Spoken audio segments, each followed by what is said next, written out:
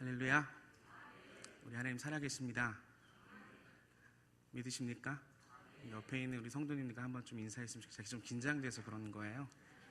한번 좀 인사했으면 좋겠습니다. 우리 하나님 살아계십니다라고 인사할까요? 시작.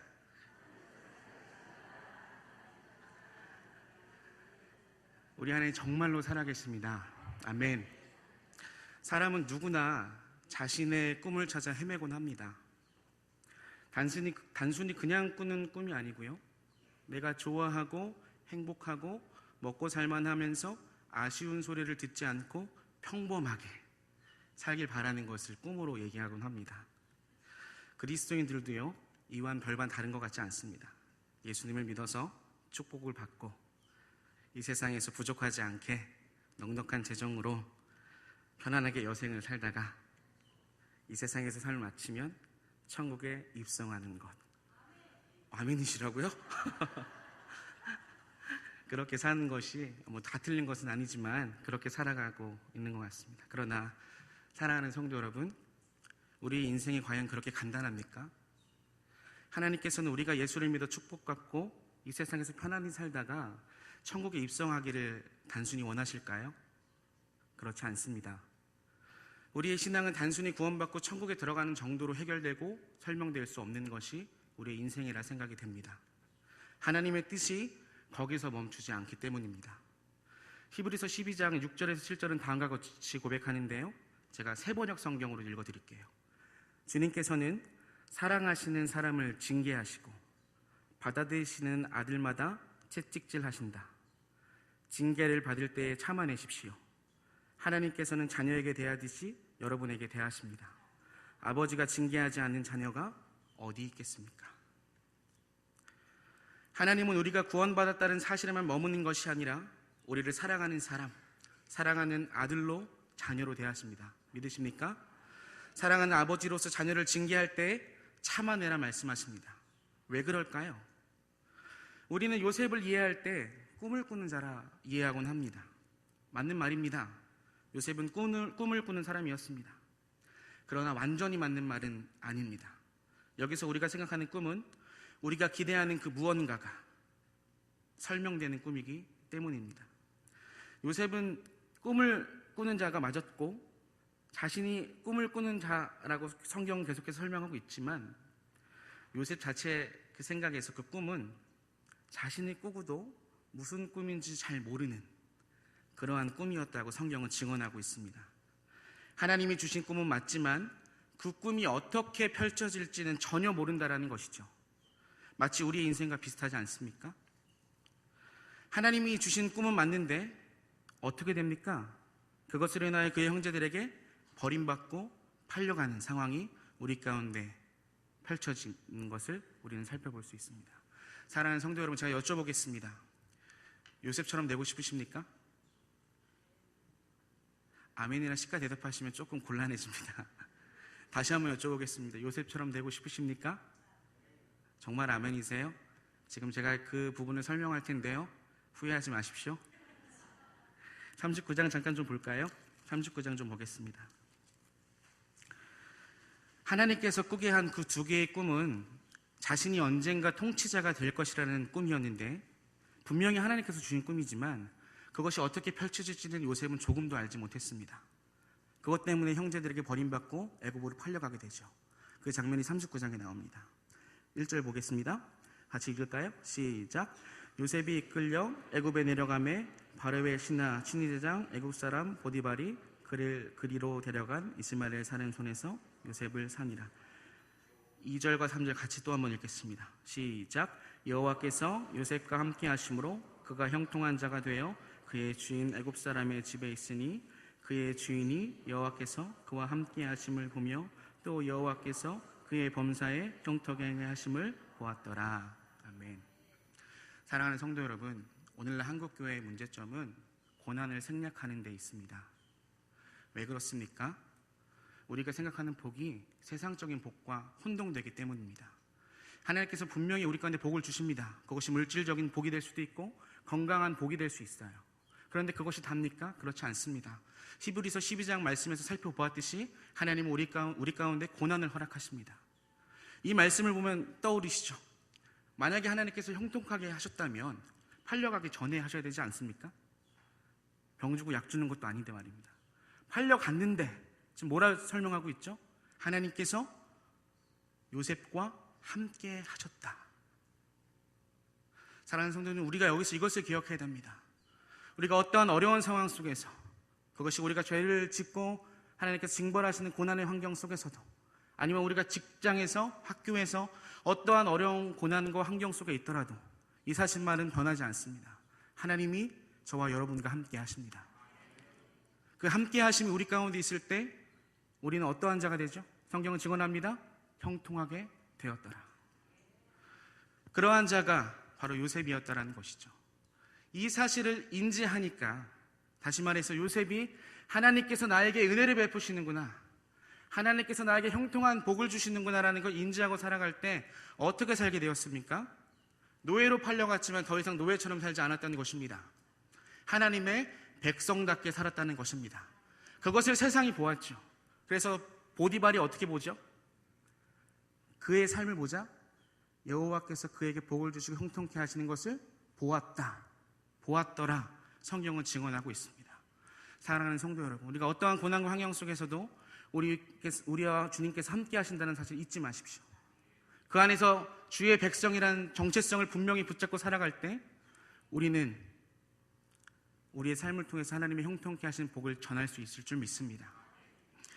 여기서 끝나면 참 감사한데요, 스펙타클합니다.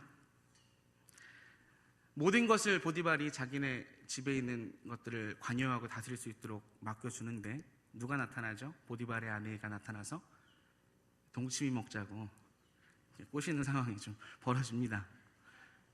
여기서 이제 히브리적 표현을 좀 보면요, 날이라는 표현이 욤 이렇게 나오는데, 히브리적 그 문법의 특징상 명사가 연달아 2번 나오는 경우는 극히 드물거든요. 근데 여기서 욤 이렇게 이야기하고 있어요. 그러니까 어떻게 했냐면 계속해서 지속적으로 맨날 만날 때마다 뭐 하자고요? 동치미 먹자고 이렇게 꼬신 거죠. 그런데 요셉이 어떻게 하죠? 나는 당신의 남편에게 모든 것을 부여받은 권리를 갖고 있지만 당신만은 허락받지 않았습니다. 그리고 그 이전에 나는 하나님께 범죄할 수 없습니다. 여러분, 주의 말씀대로 살면 복받아야 되는 거 아니에요? 그런데 그 사건으로 요셉이 잘못한 게 없지 않습니까? 하나님께서 말씀하신 대로 순종하고 살아가는데 복은커녕 어떻게 되죠? 아까 누가 요셉처럼 살고 싶다고 할 때 아멘 하셨죠?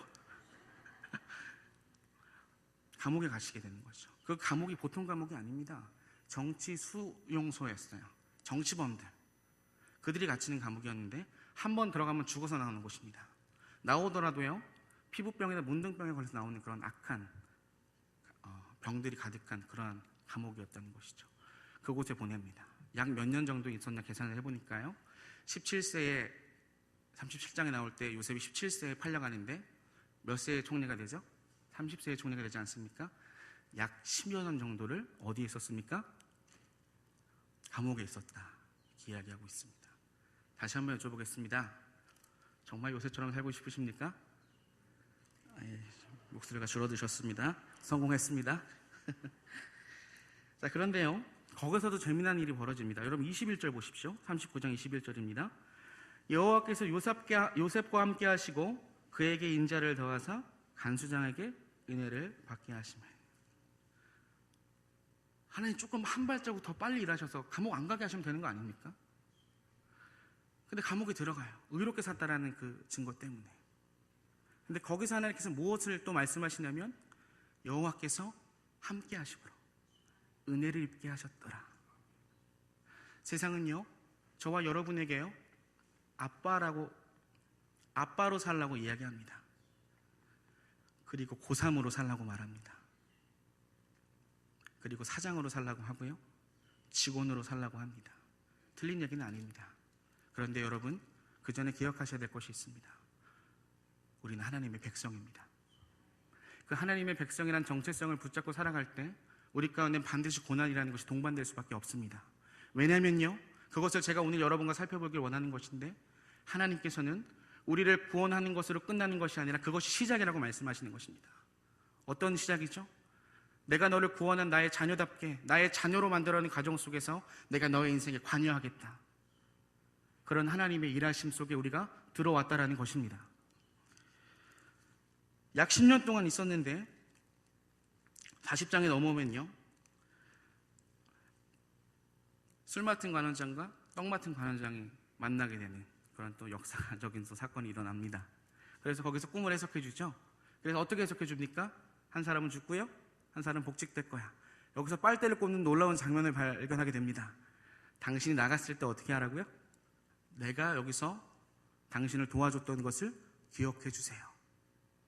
나는 여기 있을 만한 죄를 짓지 않았습니다. 그럼 하나님도 10년 정도 이제 좀 이렇게 굴리셨으면 빨리 좀 내보내 주시면 되는데, 여러분 41절 보세요. 41장 1절입니다. 뭐라고 처음에 등장하죠? 같이 읽어볼까요? 처음만요. 시작. 만 2년 후에. 그렇게 하고서 믿었겠죠. 언젠간 날 구원. 내가 보통 일을 해준 게 아니니까. 근데 몇 년이 또 흐릅니까? 2년이 더 흐릅니다. 발자국 소리만 들었을 때도 혹시 그 사람이 아닐까, 나에게 은혜를 입었던 사람이 지금 오고 있는 것은 아닐까, 이런 생각으로 그 시간에 버티지 않았을까요? 그 현장 속에 지금 요셉이 있는 것입니다. 사랑하는 성도 여러분, 하나님께서 우리를 분명히 사랑하십니다. 그리고 우리와 함께 하신다고 분명히 약속하셨습니다. 그런데 왜 우리 가운데 고난이 있고 고통이 있죠? 하나님께서 분명히 우리 가운데 말씀하시는 것은 우리에게 가르쳐 주시고자 하는 한 가지 사실이 있기 때문입니다. 말씀 한번 찾아보겠습니다. 출애굽기 3장 15절입니다.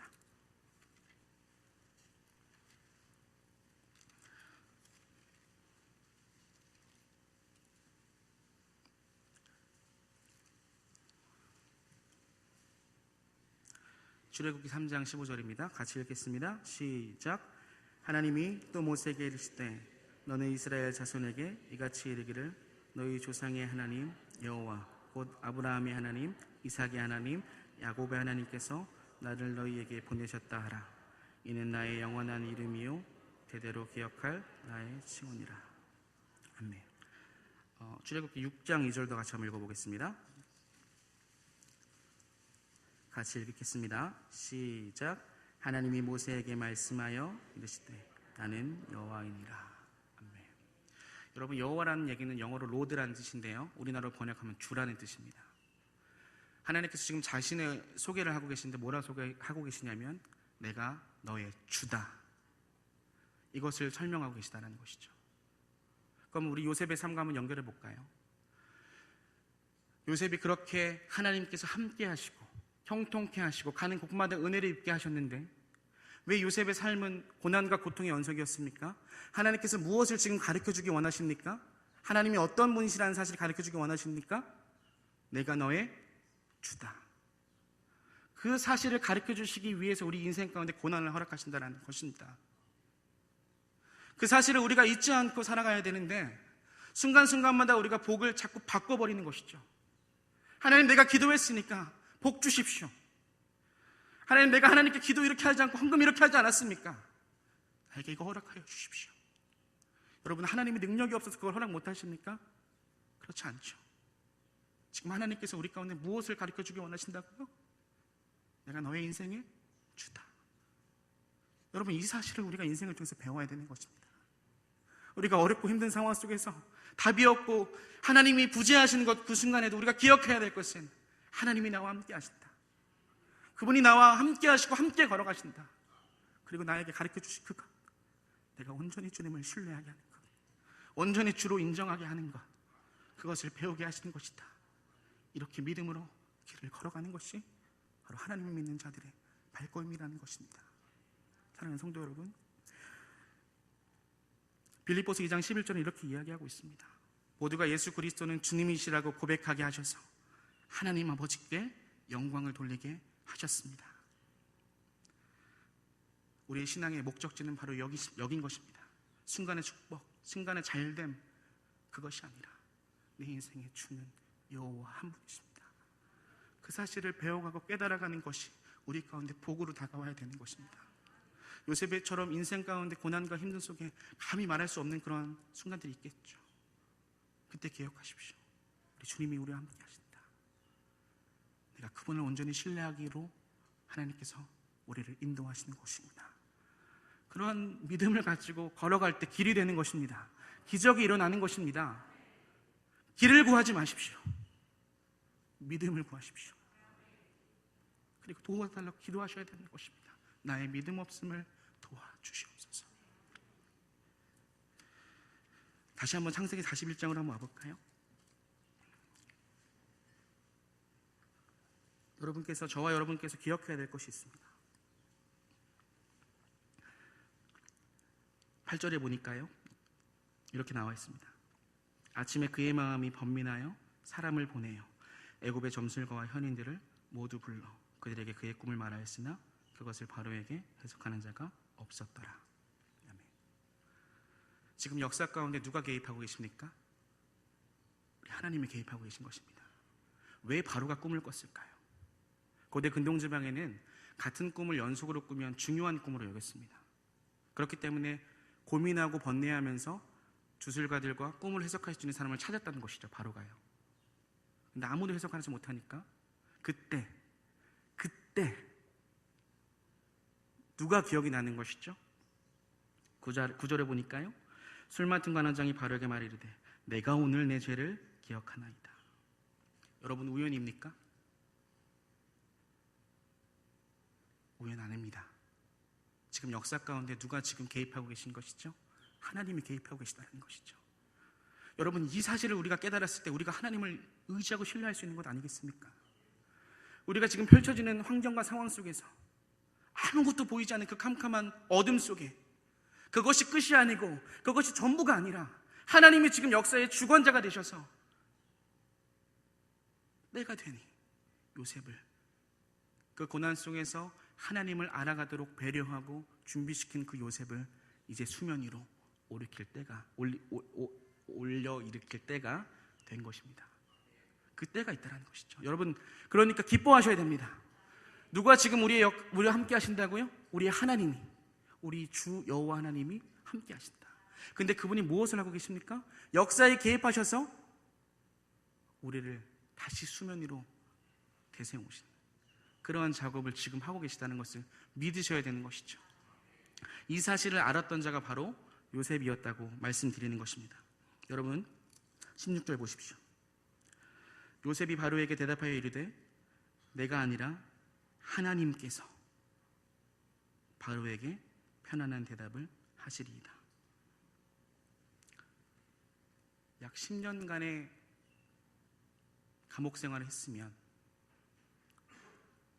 여러분, 포기할 만하지 않겠습니까? 그 어둡고 지치고 힘든 그 순간순간마다 하나님께서 은혜 주시고 형통케 하셔서 그분을 주로 인정하게끔 하는 훈련의 기간이 끊임없이 그의 인생 가운데 그 기록 가운데 세워졌을 때 이 한마디를 할 수 있는 것입니다. 내가 아니라 하나님께서. 내가 아니라 누구요? 하나님께서.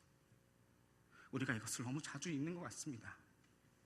사랑하는 성도 여러분, 하나님께서 하십니다. 수원성심교회 부흥이 우리가 할 수 있는 것입니까? 하나님이 하시는 것입니다. 사도행전 보십시오. 흩어졌지만 흩어진 자리에서 무엇을 했습니까? 하나님께서 주의 백성을 모으셨습니다. 여러분, 우리가 하나님을 기억해야 됩니다. 하나님, 우리가 신뢰할 수 없는 그 순간에도 어둡고 지치고 우리가 정말 가히 말할 수 없는 그 순간에 우리가 불러야 될 이름이 있는 것입니다. 하나님이 하실 것입니다. 하나님이 하실 것입니다. 그 하나님의 이름을 놓지 마시길 바랍니다. 그런 삶을 살아갈 때 하나님께서 놀라운 기적을 일으키시는데 요셉이 이런 고백을 합니다. 내가 여기 오게 된 것, 애굽으로 오게 된 것은 형들이 나를 여기 팔아서 보낸 것이 아니라 뭐라고 고백하죠? 하나님이 나를 먼저 이곳에 보내셨습니다. 놀랍지 않으십니까? 사랑하는 성도 여러분, 우리 하나님이 살아계십니다. 우리가 어떠한 상황 속에서도 죄를 짓고 넘어져서 고통스러워 하나님이 나와 함께하지 않을 거라 생각하는 그 순간에도 하나님은 우리와 함께 하십니다. 그냥 함께 하시는 것이 아니라 세상의 주권자들이 역사를 끌고 가는 것 같은 그 순간에도 역사에 친히 개입하셔서 주관하신 자가 누구십니까? 하나님이시라는 것이죠. 그 하나님이 저와 여러분을 어떠한 존재로 만드신다고 말씀드렸죠. 내 인생의 주는 오직 하나님뿐이십니다. 그 고백을 받아내시기 위해 지금 저와 여러분의 인생에 예수 그리스도가 들어오신 것입니다. 사랑하는 성도 여러분, 이것을 기억하십시오. 어떤 상황 속에서도 하나님이 함께 하신다. 그리고 부탁드립니다. 우리 자녀분들을 있잖아요. 직장인으로 키우지 마십시오. 고3으로 두지 마십시오.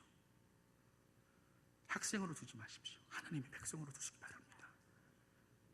하나님을 부를 수 있는 자들로 저와 여러분이 기도하며 키워내야 될 것입니다. 다음 세대를 살리는 교회 표 5개년째 왔지 않았습니까? 허울된 그냥 표가 아니지 않습니까? 우리가 먼저 하나님을 찾아야 됩니다. 하나님, 우리의 믿음 없음을 도와주옵소서. 그때 때가 됐을 때, 하나님의 때가 임박했을 때 우리는 한마디만 하면 되는 것입니다. 내가 아니라 하나님께서 하셨습니다. 사랑하는 성도, 그런 인생 되시기를 예수님의 이름으로 간절히 기도합니다. 그리고 그 하나님 안에서 형통케 하시는 은혜로 하나님의 백성으로 한 주간 살아가시기를 예수님의 이름으로 기도하도록 하겠습니다. 기도하겠습니다.